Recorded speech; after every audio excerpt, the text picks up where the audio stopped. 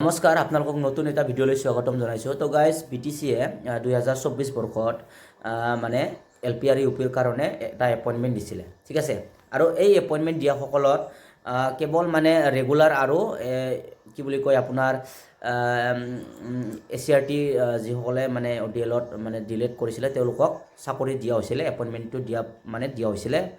আৰু নিউজৰসকলক মানে এপইণ্টমেণ্টৰ পৰা বাহিৰত ৰখা হৈছিল।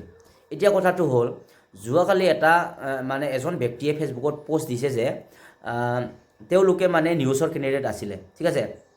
তো তেওঁলোকে হাইকোৰ্ট কৰিছিলে কাৰণ তেওঁলোকক বঞ্চিত কৰা হ'ল আৰু মানে সুপ্ৰিম কোৰ্টতো ৰায়দান আহিছিলে সেই সময়ত 2023 চনত। তাৰপিছত 2024 বৰ্ষত তেওঁলোকক মানে এপইণ্টমেণ্টৰ পৰা বাহিৰত থাকিব লগা হ'ল। এতিয়া কথাটো হ'ল তেওঁলোকে তাৰপিছত হাইকোৰ্ট কৰিলে, হাইকোৰ্ট কৰাৰ পিছত তেওঁলোকে যোৱাকালি এপইণ্টমেণ্ট পাবলৈ সক্ষম হ'লে। যিসকল ব্যক্তিয়ে মানে হাইকোৰ্ট কৰিছিলে তেওঁলোকে এতিয়া এপইণ্টমেণ্ট পাবলৈ সক্ষম হ'লে। মানে মেৰিট লিষ্টটো আপোনালোকক ইফালে দেখাই দিছোঁ। আৰু এজন ব্যক্তিয়ে মানে পোষ্টটো দিছে দেই। তাৰপিছত কমেণ্টত মই চাইছিলোঁ কিমান চনৰ এডভাৰ্টাইজমেণ্ট 2024 বৰ্ষত কৈছে। ডেট মিনছ 2024 বৰ্ষত আপোনালোকক মানে দিয়া হৈছিল, হয়নে নহয় BTCয়ে?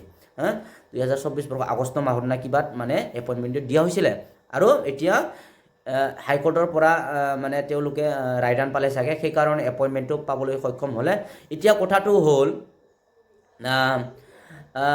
ইলেকশ্যনো শেষ হ'ল, হয়নে নহয়? এতিয়া কি বুলি কয় আপোনাৰ যি মানে যোৱা সেইদিনা মানে আমাৰ ভেৰিফিকেশ্যন হৈছিলে সেইটো মানে কেতিয়া দিব BTC চৰকাৰে, এইটো প্ৰশ্নবোধক হৈ থাকিল। মানে কেতিয়া দিব, মালাহাগৰ নোৱাম বা কেতিয়া দিব এইটো? যদি এইটো দিব পাৰে, এই মানে যিসকল ব্যক্তি হাইকোৰ্ট কৰিলে মই লিষ্টটো দি দিছোঁ, ইফালে চাওক। আৰু কোনজন ব্যক্তিয়ে পাইছে এইটো চাওক। ইয়াৰ ফেচবুক পুৰা স্ক্ৰীনশ্বট দিছোঁ মই। তেওঁলোকে এতিয়া পাবলৈ সক্ষম হ'লে, মেৰিট লিষ্টটো আহি গ'ল। তাৰপিছত এতিয়া কথাটো হ'ল ৰিচেণ্টলি আমাৰ যি মানে ভেৰিফিকেশ্যন হৈ গ'ল 984 পোষ্টৰ, এইটো কেতিয়া দিব BTC চৰকাৰে, এইটো মই মানে প্ৰশ্ন কৰিছোঁ। অতি সোনকালে দিলে ভাল আছিল, কাৰণ মানে ইলেকশ্যনো শেষ হ'ল, ৰখি আছে সকলোৱে, হয়নে নহয়? তো এইটোৱে মই দাবী জনাম আৰু ধন্যবাদ।